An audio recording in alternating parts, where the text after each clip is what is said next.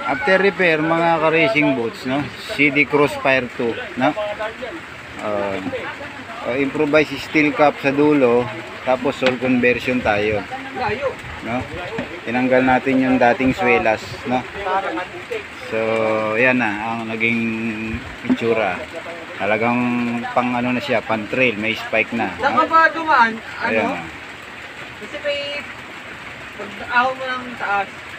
Ligaw-ligaw. Labas mo, ligaw-ligaw. CD, Italian made na boots, no? Kung alam mo sana yung daan na ano, para Boots. hindi ka na dumaan doon sa may shortcutan. Boots ng mga weights. Pag kumanan ka, dire-diretso ka lang. Ang labas mo, ano? Yung entry ng balagbag. Yung palayo pa yun. Yun naman, semento naman. Yung shortcut kasi nasasabi mo, yun yung dubak. Ayan, no? Ginawa siya ngayon dubak doon. Pina-pick up niya sa motor para mabalik sa kanya sa Norsagaray, no?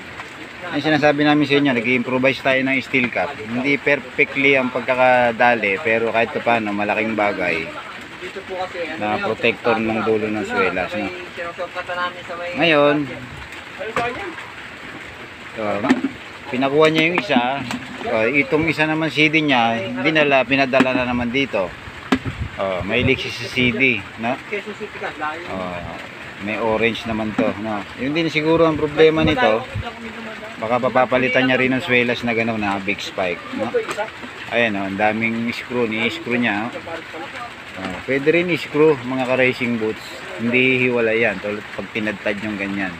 Huwag nyo lang titirahin ng ganyan, nasa ilalim ang kuwan ang baon. Dito nyo kunin sa ibabaw para walang lumalabas na gano'n, no?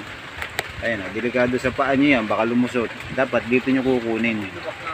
Dito ang labas sa ilalim, para yung talim ng screw nasa ilalim, hindi tatama sa paa. Hindi katulad nito, delikado yan, pwedeng tumama sa paa. Ang galing ng ginawa niya, oh. Pinatibay niya yung sako, nilagyan niya ng pustisyo yung sako, nag-improvise siya ng pustisyo sa likod, oh. Sa likod niya nilagay, no? Para pag gumaganon nga naman,